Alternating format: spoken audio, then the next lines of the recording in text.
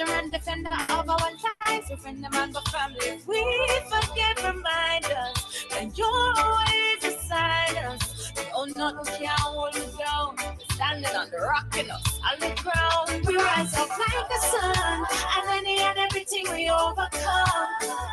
We pray God will be done on earth as it is in heaven.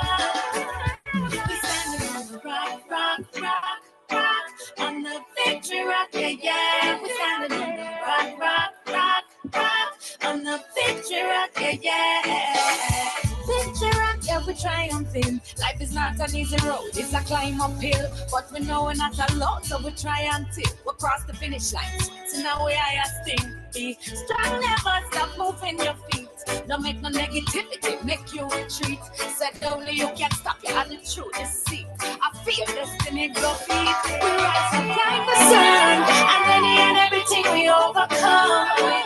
We pray God will be done on earth as it is in heaven. We standing on the rock, rock, rock, rock, on the victory rock, yeah, yeah. We standing on the rock, rock, rock, rock, on the victory rock, yeah, stronger than before. I love that, Louis. All right. I love that song. I could, that's that. Diamond on the rock. Yeah, man, that one was really nice how we just, we just came in on that tonight. That's wonderful. Thank you for that one. We'll have to save it. Yeah, it's Well, great again in the background. yeah, man. Welcome, everyone. Good evening.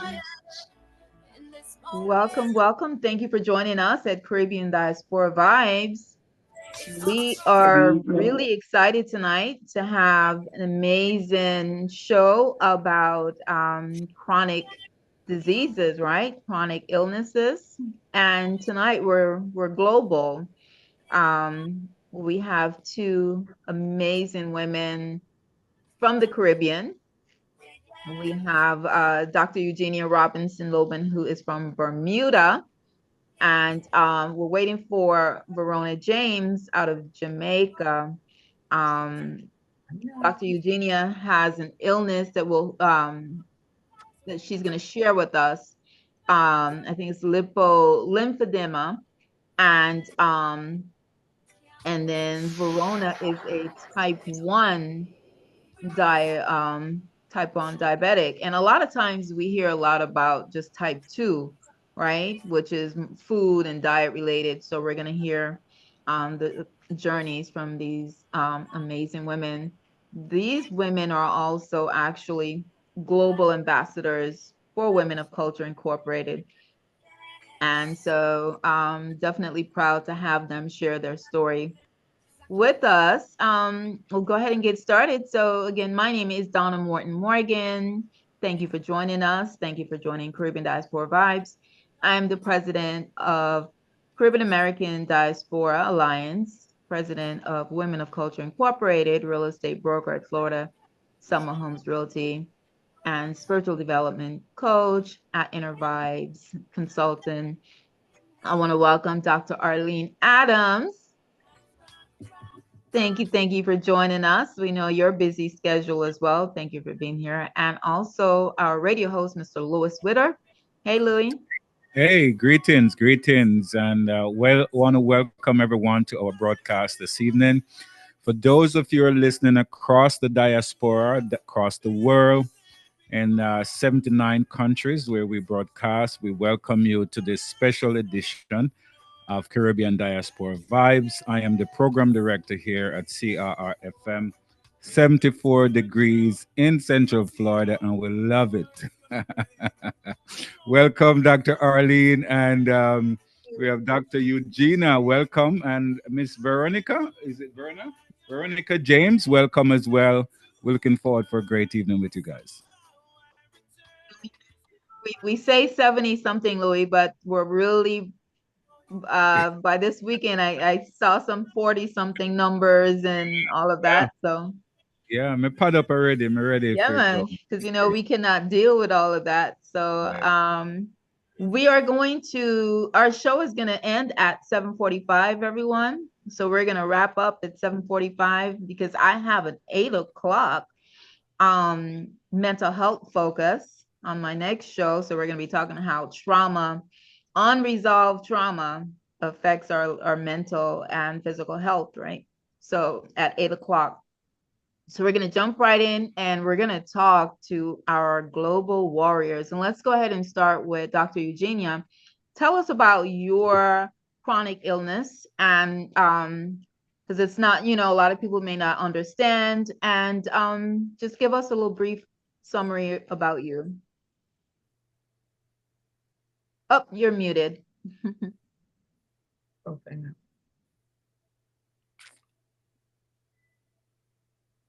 I can ask to unmute. I just asked to unmute you. There you go. I did it. I've gotten it done. Sorry, I was sharing this also on my Facebook page. So I'm gonna take that all out of my way now. Okay, so here I am, Eugenia. I'm in Bermuda. All right. One day, as I just living, I was started my career as a teacher. I noticed that it was like I was just growing. My legs were just getting bigger and bigger. And I'm like, this is not good. I also noticed that me physically sitting in a taxi that I was driving, that I drove at the time, my ankles used to hurt at the end of driving. It was because I had to reposition my feet for the paddles. And so I start noticing little things like that about myself and discomfort. But like I said, the main thing was that I was growing, and I thought it was the goodies that I enjoyed, and I believe it just made me even more depressed because I was like, I like these things, and I found that I was an emotional eater since which. Now, this condition, I ended up volunteering for a professional women organization, and I was the head usher, but I could not do the walking. So there was somebody that was with me and said, I'll do everything. You just tell me what I need to do. Don't and so she handled that for me. After that, a girlfriend called me and she said, Eugenia, how you doing? And it, she said, my friend who was the guest speaker, no, before she revealed this to me, I told her, I said, you know what, I'm really upset about my body and how it feels and all of that. And I decided to go online and search for my symptoms, what I was feeling. And I was looking for, and I was just typing in words. And then something told me to hit images. And when I hit images, I saw people that looked just like me. Just like me, body shape, everything. So that's when it started. And I said to her, right on the phone, because she just called. This particular person always stands to call at the right time. And she said yes, because the guest speaker said that she was observing you, and she said, whatever your condition is, it's not natural. And I said, well, I guess she's absolutely right. And so from there on, the journey started, me looking into this condition. And, so my weight was always heavy. I went to my doctor, my regular doctor, my GP at that time. And I'm like, could I have lymphedema or, something like it? It's like, maybe, I don't know, maybe. And I was really, really, really upset, very upset. But what I have learned since which, this is one condition. We cannot expect every doctor to know every condition that is out there. That's why we must advocate for ourselves. So that's a lesson that I learned. I had to forgive him and so forth. Then talking to my aunt who was in and out of the hospital, she said, Eugenia, there is a clinic with that word up in the hospital. So I went and I followed up with them, and they said, you need a reference. You need a reference to come. And they were there. And their primary clients were survivors of cancer. They did a lot of arm. So they were doing lymphedema. There were like only 2 people trained on the island at that time. So I got to learn a lot about that. And then I forgot because I didn't have insurance and stuff like that. I did get to go to the doctor, get referred, and I got the referral. I had my initial consultation, then my treatment, which runs about 6 weeks. And that's really all they could do. There is no drastic treatment for this. But I want to say, I don't want to jump ahead of myself. I want to say that research is now, they're doing more research, especially in Europe, for this condition, this chronic disorder. I want to call it a disorder illness. And they're learning more and more about it and how to help individuals manage. They're even finding that it's not just in the arms or in the legs, it's on internally and so forth, which I need to find out more about, because I've learned that like, say for example, for myself personally, I'm starting to have some breathing issues, and I'm wondering if it's affecting my breathing now. And it's okay for me to say that because I'm not trying to speak affliction on myself. However, I need to use wisdom. So I have been attending some conferences, and they've been talking about that. They've been talking about where other areas of the body that these conditions can exist. Now, I have two.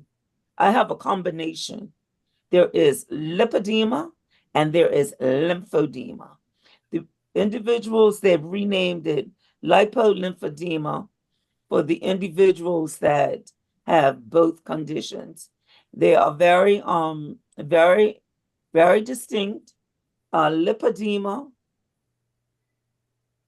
individuals are getting operations for them now, where they are actually removing the fatty tissue out, and they're getting their bodies transformed, and their lives are getting better.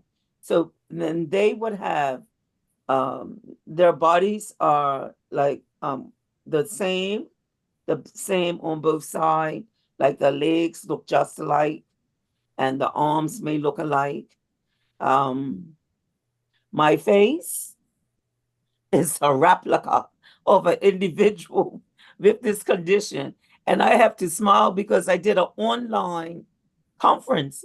I'm like, each and every person, our faces all look the same. The cheekiness and all of the exact same. And there were not many people of color on there, but I was like, I look just like these guys. It was amazing. So I am still working. Praise the Lord. A lot of individuals that have not even reached my size or weight have not been able to work. Wheelchair bound.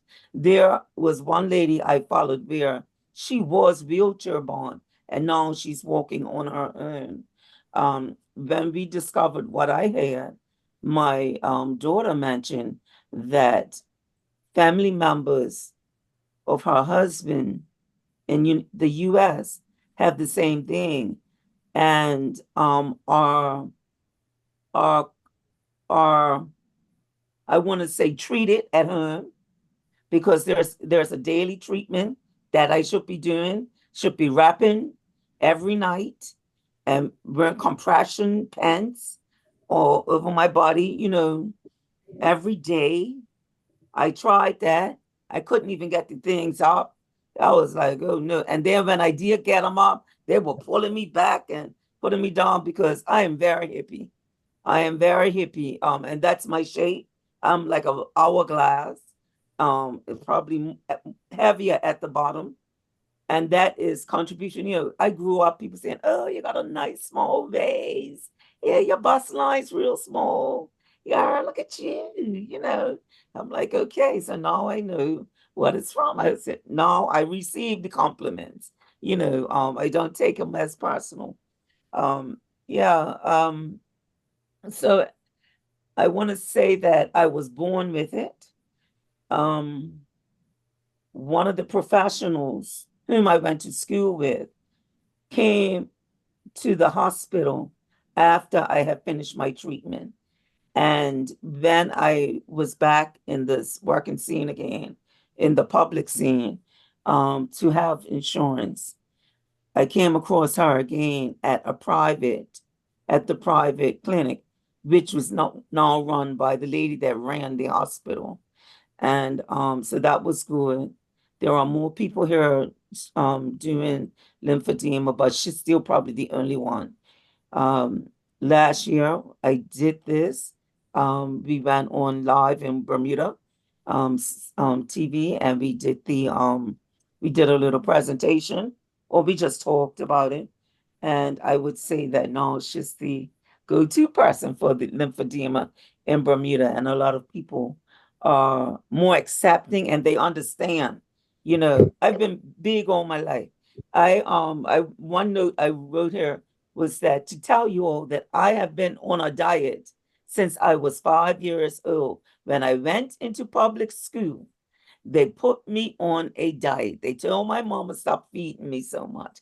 And it wasn't even what she was feeding me. I was born like this. So yeah. Any questions? It's the best way to Genetic. get. You found out that it's genetic? You know what? I don't know. But my father, yes, it can be, yes, it is hereditary.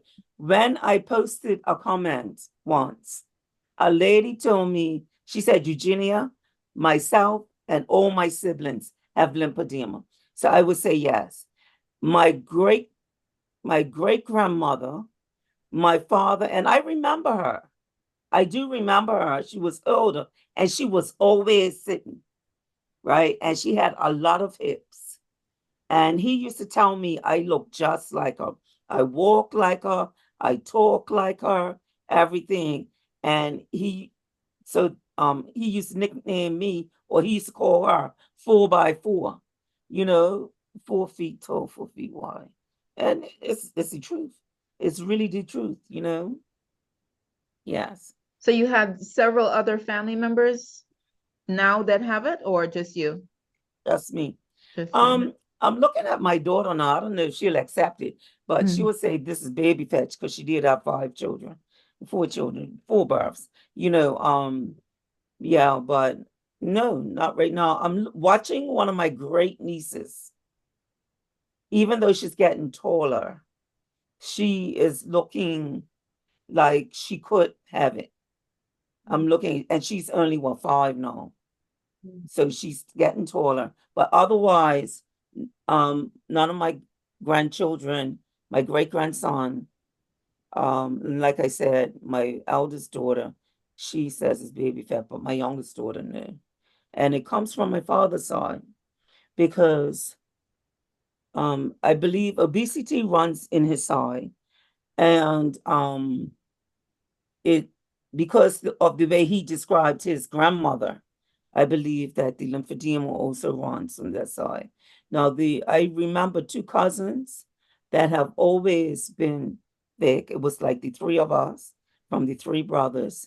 We were always plumpy, just like our aunt. But I know one cousin was able to just slim right down, and the other one, she's still a medium size build. So yes, it is genetic. And if individuals would look at the pictures and just see, I used to struggle with pain in my legs a lot. I can't stand for one place for a long period of time. And now even more so, I noticed, I believe I've gone through another spurt because I noticed that my right foot, no matter if I'm sitting or if I'm standing, it goes sleep, goes numb, goes numb. And probably after about 5-7 minutes of standing, it would just go numb. And so even at work, I know that it's not, doesn't look right, but I do sit. I have to sit a lot. I will walk, I will get out of breath, and and then I'm struggling trying to hold on to the chair, not to lose my balance. And that also has worked out for me. I used to lose my balance a lot, and I used to be afraid of falling. So I'm not afraid of falling anymore. It's just no, that when I walk, because of the breathing, I just have to take my time. Yeah. Because you mentioned from age 5, Eugenia, that you were dealing with this. So from age 5, you were dealing with weight. Yes. And so it's important for us sometimes to understand that sometimes we are born with things. It's not just, oh, she's overeating. Mhm. Our body, just like our next guest, Verona, can be born with type 1 diabetes, and it has nothing to do with lifestyle of her Right. choice. So Mhm. we do need to be more compassionate and more knowledgeable to understand that there are different things that's going on with the body, and things, things happen that we may not understand, and be compassionate to people. Any questions, Dr. Arlene or Lois? I would ask Dr. Robinson, Loban, your extremities, are you engaging with the treatments, the wrapping and all that? No, I actually stopped. Let me say, I have been going to my physiotherapist. Okay. I do have 3 pieces of equipment that I do use. Regards to the wrapping, we wanted to see if I could come down maybe a few more centimeters before she wraps to order the garments, because they will be very, very expensive. Number one, I am like my shape is unique. It would have to be custom made like the last one. So even though insurance will cover it, that's a good thing. But I have been keeping up with the treatments, yes. So, like the legs rubbed, and I have not been doing it as much. I'm sorry. What I do for the reps is I wear leggings. Yes. I try to wear leggings every day, and it helps. It really helps me move better. I didn't realize that before until it was suggested to me. It allows me to move further without my knees rubbing and so forth. A smoother walk. So that's very good. One Mhm. more question. How about the diet? Well, so what diet is it that goes with it? One of the things that I noticed that they have been supporting is they feel that the keto diet works better for those that are on that have lymphedema. They feel that, but there still is no struggle. They're talking about CBD, using CBD also. But the main thing is to keep moving, right? Is to keep moving, to keep the lymphatic system moving. And for me, it will be, my ideal movement will be a swim. But I walk on the beach with my weight. I'm sinking in the sand, yo. It's hilarious. Then I'm trying to get out the water. That's hilarious. I'm laughing the whole time. It's just but I enjoy it when I do go. It just takes, it's not something like I say that I could just add into my life. Go swimming 6 o'clock in the morning like some people do, for that exercise. Yeah. But thank you for asking me those questions. So Yeah. yes, I do watch my eating. I still enjoy eating cake. I no longer feel guilty about it. When I go out, I don't have to worry about what's in my plate. I ignore people. You know, I know they're looking at me or what have you. I like vegetables anyway. And so I have been exposed to the keto diet, and you know, it's a lot of protein. So I like to eat vegetables and protein. I actually left the macaroni and cheese yesterday in the container. I was proud of myself. And I took some oxtail and some curry chicken. How about that? Good stuff. I took Hopefully that. hopefully the laughing will help you with it as well, right? Oh, and it was good. Bermudian style, but it was good. It was delicious. And that's My it. And you know, I didn't, so I don't, I try not to overeat. You know, there are those times I may have those binges, but otherwise, you know, the diet part, what I eat is important. Yeah, yeah. I have my weaknesses, awesome. but that's it. My question for you, Doctor Eugenia, is you have grandkids and kids, as you said. Hmm. Plans for you to get them in early and test to see what's really going on before they get old, so that treatment can be start early with your grandkids. Okay, so how do we diagnose this? You really have to know the characteristics, really. It's Hmm. not something that just, it's not something, for me, I noticed I was growing, you know. Um, and this other girl, this former colleague of mine, I saw it that she had lymphedema after she told me. She said, you know, every year I'm trying to lose weight. Every year at the same time for her, she noticed that her body will grow. So and then someone said to her, "Have you ever read about this?" So it's something that they are going to have to look into at this present time.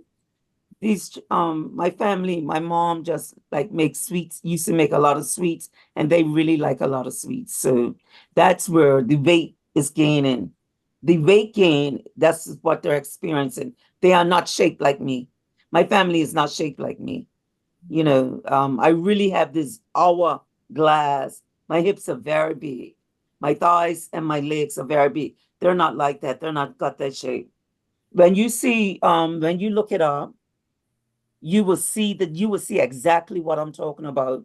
There are about four stages, and there are four stages in size wise, but there's also something to do with the skin also, that I found out that this other girl in Bermuda had, and that's why she was always sitting and everything, and her skin is damaged.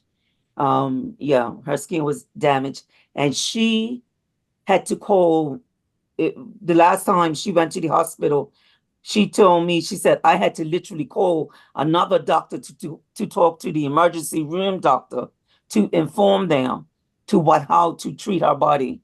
Because if not, you know, she would have been into a crisis again. So it's really difficult. But yes, they are looking out, they are watching, and they are tracking. That's why I mentioned my great niece. I believe that she may have the same condition. Thank you so much for sharing Good your story. journey. And what you can do is, if you, whatever links that you have on it, if you'll send it to me and I'll put it at the link on, we're streaming live right now on Facebook, actually on my page, Donna Morton Morgan. And Mm-hmm. then we've shared it to Women of Culture, Inc., Caribbean American Diaspora, and Caribbean Rhythms Radio Network. So if we can share that link of any information that you have, Dr. Eugenia, and then so to inform individuals that may come Mm-hmm. across this video and have some, Okay. access. Yeah. So we appreciate Sure. your journey, your honesty. Mm-hmm. Thank you so much. We're gonna jump right into our next guest. Thank you all the way from Bermuda, Dr. Eugene. Thank you so We much. always Growing up, we always were afraid to go to Bermuda because we always heard about the Bermuda Triangle. So Mhm. um we're gonna go next to Verona James, who is has type 1 diabetes, and she is in Jamaica, from Jamaica. Welcome, welcome, Verona. You are muted also. Open up.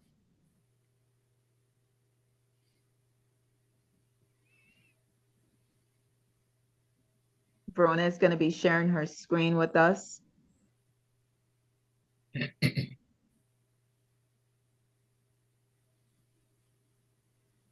Welcome, everyone. Good Greetings. night. Are Greetings, you Veron. seeing the screen? Are Yes, you we hearing are me? seeing. Yes. So I am happy to be on to just share some highlights about diabetes and the life of a diabetic. Now, many of us don't know the fact about the various chronic illnesses that are here and that are actually troubling many individuals in the society. I but before I start and tell you about how it is that I'm coping with diabetes, just want you to know that November is National Diabetes Awareness Month, and November 14th is World Diabetes Day. So we are in this month, and I think that we should just help to support those persons who are living with the chronic illnesses, especially diabetes. Blue is the official color to bring awareness to persons about diabetes, right? So you can just put on the color blue, or you could use a blue circle. This is the global symbol of diabetes awareness. Many persons are not aware of the signs and symptoms of diabetes, and those persons who are living with this chronic illness needs the support of others. The support ribbon, the diabetes support ribbon, is a solid blue or a mixture of blue and gray, and it is usually displayed or worn just to show support for persons who are living with diabetes. What is diabetes? It is a chronic illness that happens when your blood sugar is too high. It is diagnosed and monitored with blood glucose testing. It develops when the pancreas does not make enough insulin or any at all. So many of us might not know what diabetes is. Some of us might have family members living with diabetes. They don't know what it is. So oftentimes our glucose level is too high, and we have to know how to treat with that when it's too high. Now, what happens if there is not enough insulin or the cells in your body stop responding to insulin? There's too much blood sugar in your bloodstream. It can cause serious health problems such as vision loss, kidney disease, or even heart disease, just to name a few. What are the symptoms of diabetes? Frequent urination. Some persons might be going to the bathroom very often and are not sure why is it that they are going to the bathroom this often. So these are some of the signs. So recommendation, get tested. There's increased thirst. Oftentimes we're drinking and we might blame it on the temperature to say it's too hot. I am just hot. It's the temperature makes me thirsty. But this increased thirst can be one of the symptoms that your blood sugar level or your glucose level is high. Slow healing of wounds. Oftentimes you get cuts, it might not heal that quickly. Takes a bit longer to heal than others. Get tested. Weight loss, rapid weight loss. Some of us might say, okay, I'm on a diet, so I'm losing weight. That is all right. But it's how often or how fast you're losing that weight. So when there's an increased rapid weight loss, check, get tested. Increase hunger. You're always hunger. You might blame it on the task that you're doing. You're saying that you're working hard, so you have to eat. But if you're always feeling hungry, you always want something to eat, then you need to get tested for diabetes. Extreme fatigue. It can be very frustrating. It can living with diabetes and experiencing all these symptoms can allow you, the individual, to have a lot of fatigue.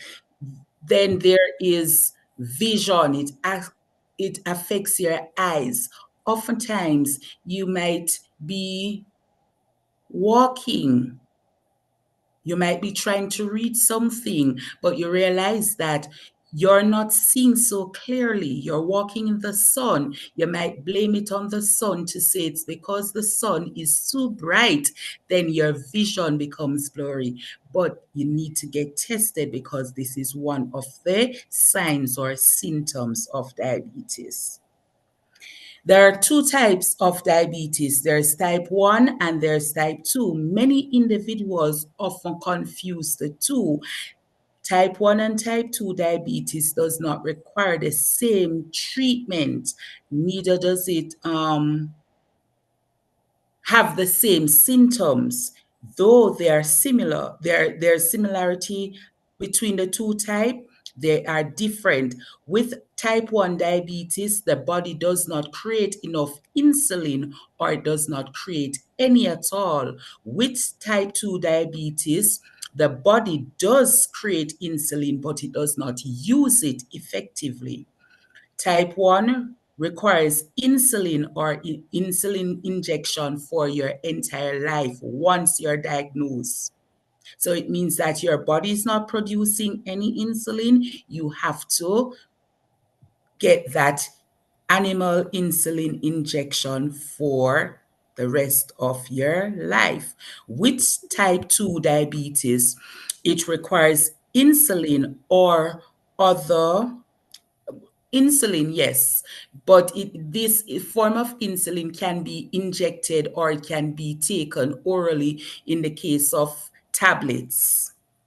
With a type 1 diabetes, you cannot go on to take tablets. It's not enough to support or give you that amount of insulin to keep you going.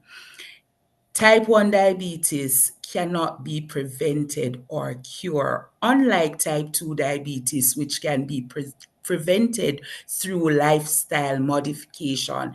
This modification relates to your diet, maybe exercise, so you will consume less sugar, less glucose, less carbohydrates, eat more vegetables, probably engage in more physical activities, and that can help to regulate how your body uses the insulin. The causes of type 1 diabetes are unknown. Type 2 is usually developed through obesity or with your age or in our genetics. So if persons in your family have diabetes, it will pass on to the other generations, right? So you need to get tested. You have to have that family check to see if anybody in your family is living with or has have any form of any type of diabetes, because oftentimes it does not affect you in the younger years, but as you get older, it will affect you.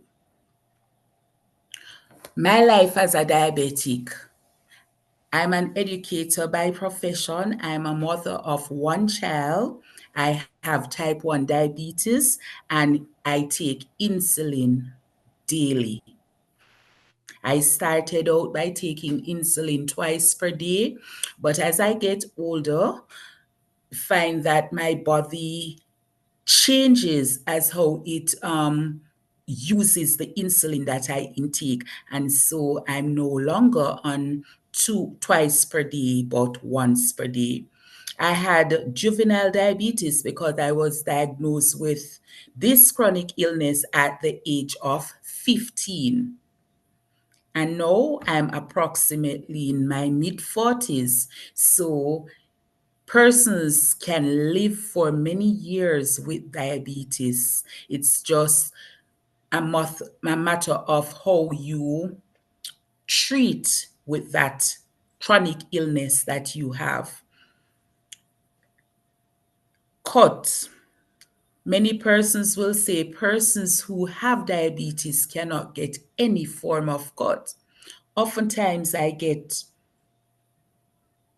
some cuts. I might be walking barefoot and for just some reason, and something will just give me a small injury in my foot, maybe in my toe. It will heal. I had surgery 12 years ago and I had no complication. And I was fearful when I learned that I had to get surgery, because I said, I'm a diabetic. It's not going to heal. Yes, I got surgery and it healed very quickly. Now, as the years go by, I realized that the cuts and bruises that I get are taking a bit longer to heal. Vision. I wear glasses, as you can see, but what I realized, what I found out lately is that because I'm always in my glasses, I found out lately that I'm not able to see as clear as I used to. I am an educator by profession, and I went to work one day and I was sharing a PowerPoint to the class, and I was a distance away from the screen on which the information was being projected. And I realized that I could not see anything on the screen. So I asked for assistance and it looked a bit blurry. So I was saying to the persons, nothing is on the screen. And they were saying, yes, miss, I'm seeing very clearly. I'm saying, are you seeing? And I was surprised. That day, I left my glasses. And so I realized that the older you get, there is complications in maybe the time it takes to heal your wounds, your vision, and it will also affect your other organs and it can lead to other chronic illnesses. So my encouragement as a diabetic is for everyone who is listening to get tested. And we need to show that support for persons who are living with diabetes, because it is a rough road. It is very challenging. Thank you all for listening. Thank you. Thank you so much for that, and breaking down. I think you're just trying to stop sharing. Yes, she did. Yeah, If you'll, yeah, there you go. Thank you so much for that, Verona. Really, really appreciate, I mean, that journey and being diagnosed at such an early age, right? At 15. Can you imagine all the things that we need to do as teenagers? And then you get this, you know. Um, we have about 5 minutes as we have to wrap up. But any questions for Verona, anyone? I don't have any question. I just, well, it's a question. Verona, do you still walk around bare feet at times? I'm tempted to, yes, I do that at some point, but No. As you get older, it's a no-no because, some diabetics, many diabetics develop neuropathy, and you may, probably get a little nick, a little injury, and don't know what's happening. And the next time your doctor see, Verona, what happened? So don't. Don't be thank you. tempted. Yes, save those digits. The heart is right here, and with the diabetes, the circulation is slower, going all the way down to the extremities. And a lot of diabetics lose their extremities because of, simple things like that. So please, Verona, you have been doing very well. Thank you. Yes. Yeah, great job, Verona. I am a diabetic myself, and Yes. so you sort of opened my eyes. I have been, learning about it for years, ever since I started. It started with me. So you have enlightened me with quite a bit of factual information as well this evening. So I thank you for the journey that you've been go through and the time that you spent to put that presentation together. I think it will be a good benefit for those who are listening. Thank you. Thank you. Thank you. Louis, you're type 2, right? So them say, Right. So thanks for explaining the difference between the yes, type 1 yes. and 2. And so immediately that's insulin for the rest of your life. Mm. Was that passed on to anybody else in your family, Verona? If you can share. Repeat. I didn't Anyone hear. else in your family that you know of? I was the first that was diagnosed, but later on, there are two other persons that I know of that had type 2, and it was again because of like diet and other lifestyle changes. So, yes. Thank you so much. Again, And you there's also, just, may I share? yes. I had my daughter is 12 years. I was very fearful because at the time, I had no idea that I could get a child, and she is now living without diabetes. She's not yet diagnosed, and I hope that she doesn't have diabetes. But while growing up, many persons would complain that being a diabetic, you cannot have a child and the child does not have diabetes, or there might be complications in having a child. And no, I'm just thankful to God that I was able to get a child, and she's now living for 12 years without diabetes. So I'm going to share with persons who are listening to say that being a diabetic, though it's a life-threatening disease, you can also live a perfect life.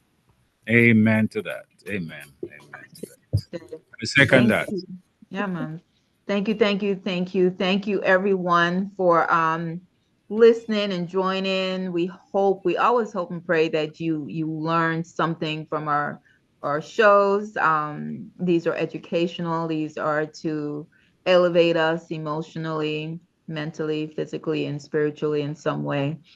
So we do appreciate you. Verona, if you can also send me anything that you have, and I'll drop it on our links too on my page.